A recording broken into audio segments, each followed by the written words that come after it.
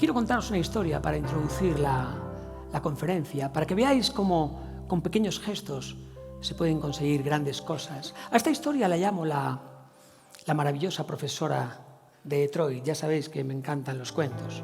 Un día había una cuentacuentos en un bar y yo dije, yo quiero ser eso. Sabéis que yo de pequeño lo que quería ser era cura.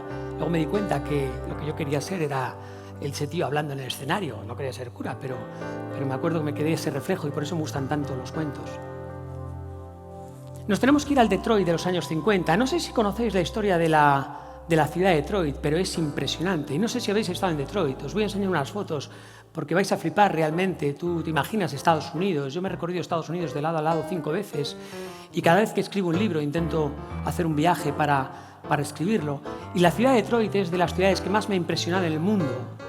Y os voy a enseñar por qué. En los años 50 Detroit estaba así. Era la ciudad más rica y más segura de Estados Unidos.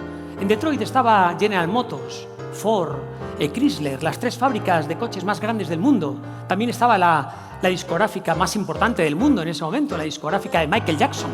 Se llamaba Motown.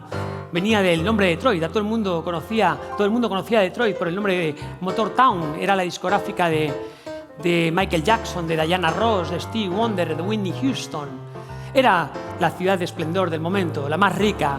Pero de pronto en los años 60 se produce un fenómeno rarísimo que denominan como el White Flight.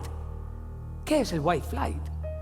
Simplemente que los negros que llevaban 10 años trabajando en las fábricas eran la mano de obra barata.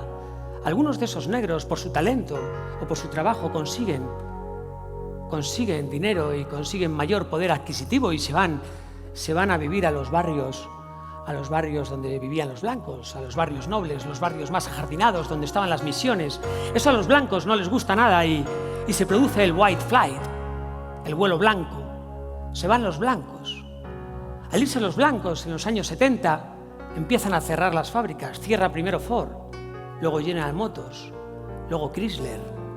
Y se van todos los blancos de las mansiones de alrededor de Detroit y se queda solamente Detroit con la población negra en el centro, sin trabajo. Detroit pasa de ser la ciudad más rica a la ciudad más pobre. Pasa de ser la ciudad más segura a la ciudad más insegura. Quiero que veáis cómo queda arrollado Detroit en los años 70. Y aunque os parezca mentira, yo hace unos años, antes de la pandemia, estuve actuando en Detroit con el espectáculo 101 Dálmatas. Me cogí un autobús de esos de 2 pisos para ver la ciudad, porque me habían contado esto y no me podía creer que una ciudad de Estados Unidos estuviese así todavía. Las fotos que vais a ver son actuales.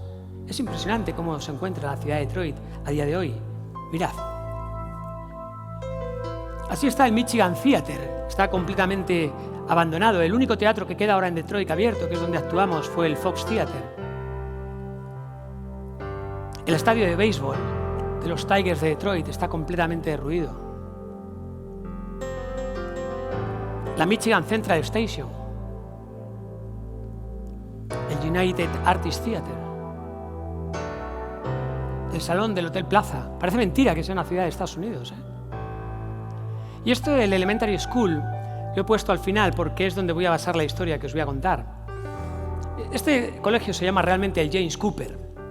El James Cooper. Hay un equipo de sociólogos de Harvard que preocupados por la violencia que hay en las calles de Detroit en los años 70, deciden irse a estudiar cómo va a afectar la violencia, el narcotráfico, las bandas, la prostitución, cómo va a afectar en la educación de los niños del Detroit de los años 70.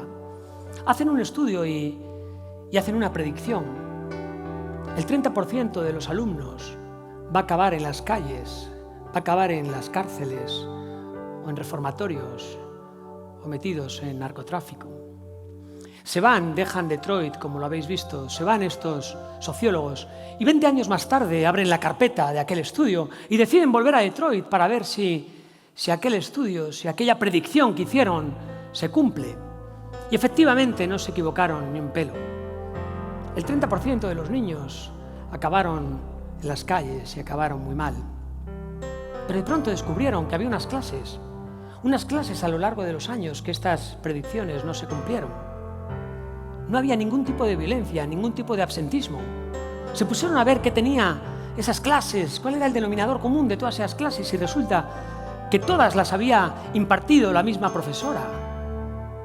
Se pusieron a buscar a la profesora para ver si descubrían cuál era su técnica de estudio, que había conseguido semejantes resultados, y resulta que la profesora la encontraron en una residencia de ancianos para profesoras en el centro de Detroit, en Midtown, Detroit, Michigan, y se llamaba la residencia James Loomer Residency, de James Loomer Residency, de George Loomer Residency.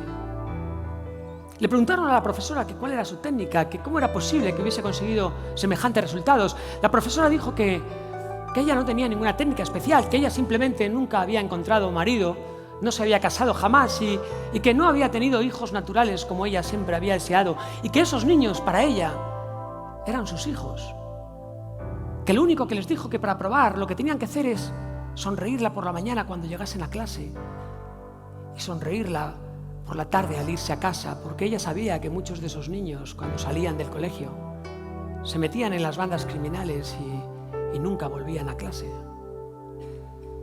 Fijaros cómo con un detalle tan pequeño, simplemente por sonreír, les aprobaba. Si querían, obviamente, mejores notas, tenían que aplicarse un poco más, pero solamente pidiendo a los alumnos que sonriesen, cambió el mundo de esos niños. Esos niños estaban predestinados para acabar en prisión, el 30% de ellos estaban predestinados para acabar en las calles o en prostitución, y ninguno de ellos acabó así, porque simplemente les pedía una sonrisa. Fijaros como a veces para cambiar el mundo, como esta profesora hizo con aquellos niños, no hace falta irte a misiones a África.